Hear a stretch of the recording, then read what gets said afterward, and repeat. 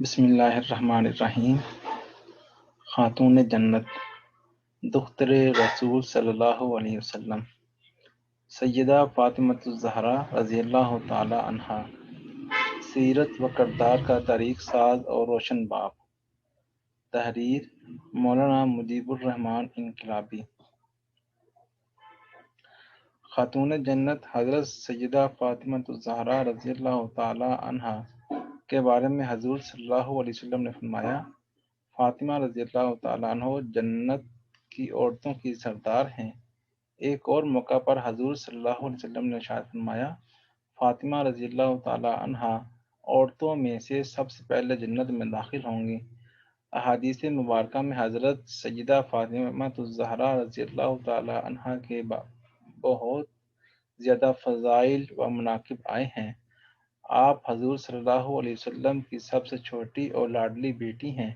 آپ رضی اللہ تعالی عنہا جنتی نوجوانوں کے سردار سیدنا حضرت حسن رضی اللہ تعالی عنہ اور سیدنا حضرت حسین رضی اللہ تعالی عنہ کی والدہ اور سیدنا حضرت علی رضی اللہ تعالی عنہم کی زوجہ محترمہ ہیں۔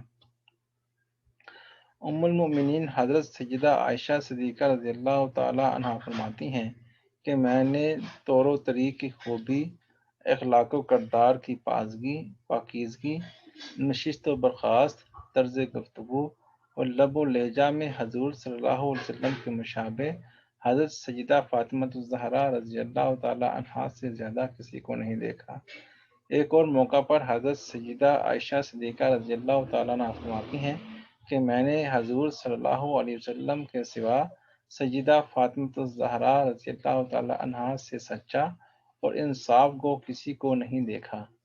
الاستعاب ام المؤمنین حضرت سیدہ ام سلمہ رضی اللہ تعالیٰ عنہا فرماتی ہیں کہ حضرت سیدہ فاطمہ الزہرا رضی اللہ تعالیٰ عنہا رفتار و گفتار میں حضور صلی اللہ علیہ وسلم کی بہترین نمونہ تھیں۔ مشہور روایت کے مطابق فاتح خیبر سیدنا حضرت علی المرتضیٰ رضی اللہ تعالی عنہ کے ساتھ نکاح کے لیے حضور صلی اللہ علیہ وسلم کو پیغام بھیجا۔ حضور صلی اللہ علیہ وسلم نے اسے فوراً قبول فرما لیا اور پھر حضور صلی اللہ علیہ وسلم نے حضرت سیدہ فاطمہ رضی اللہ تعالی عنہا سے اس کا ذکر کیا تو انہوں نے بزبان خاموشی اپنی رضامندی کا اظہار فرمایا۔ ایک اور روایت کے مطابق انصار رضی اللہ تعالی عنہ اور مہاجرین رضی اللہ تعالی عنہ کی ایک جماعت نے حضرت علی المرتضیٰ رضی اللہ تعالی عنہ کو حضرت سیدہ فاطمہ رضی اللہ تعالی عنہ کے لیے پیغام بھیجنے کی ترغیب دی۔ حضرت علی رضی اللہ تعالی عنہ نے حضور نبی کریم صلی اللہ علیہ وسلم کی خدمت اقدس میں حاضر ہوئے اور حرف مدعا زبان پر لائے۔ حضور صلی اللہ علیہ وسلم نے حضرت علی المرتضیٰ سے رضی اللہ تعالیٰ عنہ سے پوچھا کہ تمہارے پاس حق مہر ادا کرنے کے لیے بھی کچھ ہے؟ سیدنا حضرت علی رضی اللہ تعالیٰ عنہ نے عرض کیا کہ ایک زرہ اور ایک گھوڑے کے سوا کچھ نہیں ہے۔ حضور صلی اللہ علیہ وسلم نے فرمایا کہ گھوڑا تو جہاد کے لیے ضروری ہے، زرہ کو فروخت کر کے اس کی قیمت لے آؤ۔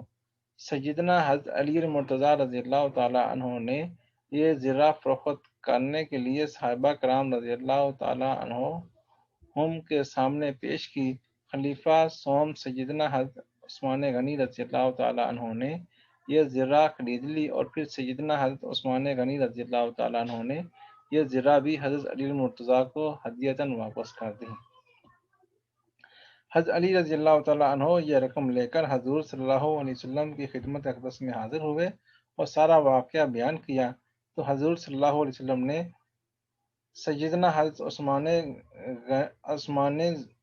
ذی النورین رضی اللہ تعالیٰ عنہ کے حق میں دعائے خیر فرمائی۔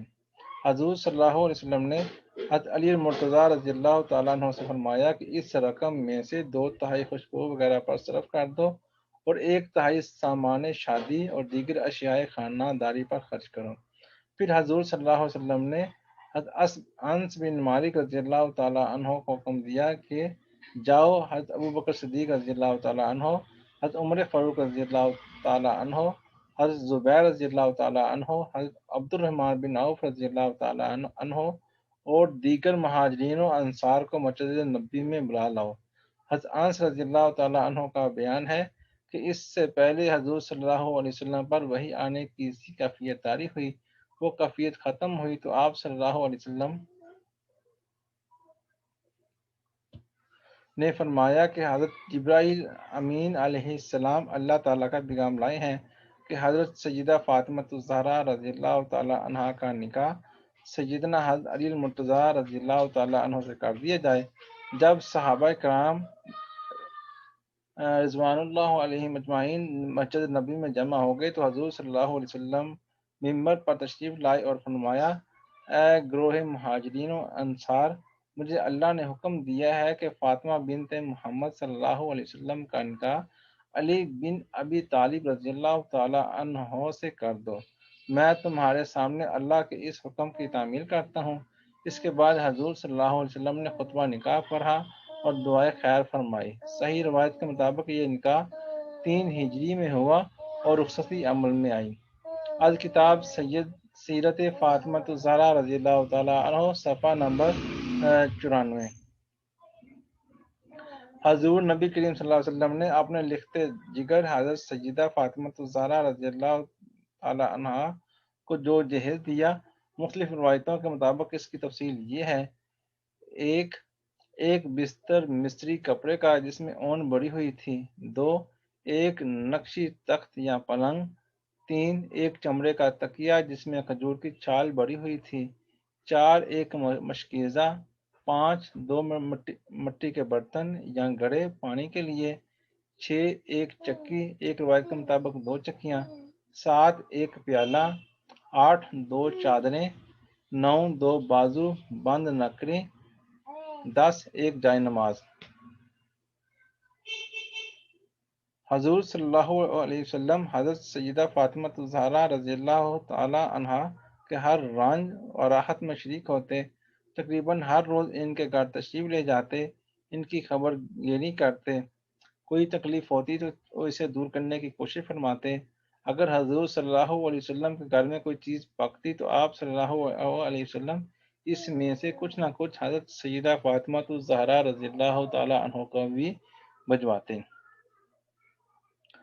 ام المؤمنین حضرت سیدہ عائشہ صدیقہ رضی اللہ تعالی عنہ فرماتی ہیں کہ حضرت سیدہ فاطمہ الزہرا رضی اللہ تعالی عنہ حضور نبی کریم صلی اللہ علیہ وسلم کی خدمت اقدس میں حاضر ہوتی تو آپ صلی اللہ علیہ وسلم از راہ محبت کھڑے ہو جاتے اور شفقت سے ان کی پیشانی کا بوسہ لیتے اور اپنی نشست سے ہٹ کر اپنی جگہ پر بٹھاتے، اور جب آپ صلی اللہ علیہ وسلم حضرت سیدہ فاطمہ الزہرا رضی اللہ تعالی عنہا کے گھر تشریف لے جاتے تو وہ بھی کھڑی ہو جاتی، محبت سے آپ صلی اللہ علیہ وسلم کے سر مبارک کو چومتی اور اپنی جگہ بٹھاتی۔ سنن ابو داؤد۔ حضرت صوبان رضی اللہ تعالی عنہ کہتے ہیں کہ حضور صلی اللہ علیہ وسلم جب کسی سفر پر تشریف لے جاتے تو سب سے آخر میں حضرت سیدہ فاطمہ الزہرا رضی اللہ تعالی عنہ سے رخصت ہوتے اور سفر سے واپسی پر خاندان بھر میں سب سے پہلے حضرت سیدہ فاطمہ الزہرا رضی اللہ تعالی عنہا سے ہی ملاقات کرتے، پھر اپنے گھر تشریف لے جاتے۔ مدراج النبوہ۔ ایک بار حضرت سیدہ فاطمہ الزہرا رضی اللہ تعالی عنہا کو بخار آ گیا، رات انہوں نے سخت بے چینی میں کاٹی۔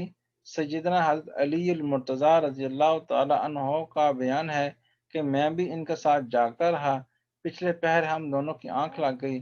فجر کی اذان سن کر بیدار ہوا تو دیکھا کہ سیدہ فاطمہ رضی اللہ تعالی عنہا معمول کے مطابق چکی پیس رہی ہیں۔ میں نے کہا کہ فاطمہ رضی اللہ تعالی عنہا، تمہیں اپنے حال پر رحم نہیں آتا؟ رات بھر تمہیں بخار رہا، صبح اٹھ کر ٹھنڈے پانی سے وضو کر لیا، اب چکی پیس رہی ہو، خدا نہ کرے زیادہ بیمار ہو جاؤ۔ حضرت سیدہ فاطمہ الزہرا رضی اللہ تعالی عنہا نے سر جھکا کر جواب دیا کہ اگر میں اپنے فرائض ادا کرتے ہوئے مر بھی جاؤں تو کچھ پرواہ نہیں ہے۔ میں نے وضو کیا، نماز پڑھی اللہ کی اطاعت کے لیے اور چکی پیسی تمہاری اطاعت و فرما برداری اور بچوں کی خدمت کے لیے۔ حضرت سیدہ فاطمہ الزہرا رضی اللہ تعالی عنہا خانہ داری کے کاموں کے انجام دہی کے لیے کبھی اپنے کسی رشتہ دار یا ہمسایہ کو اپنی مدد کے لیے نہیں بلاتی تھیں۔ کام کی کثرت اور نہ ہی کسی قسم کی محنت و مشقت سے گھبراتی تھیں۔ حضرت سیدہ فاطمہ الزہرا رضی اللہ تعالی عنہا کو عبادت الہی سے بے انتہا شغف تھا۔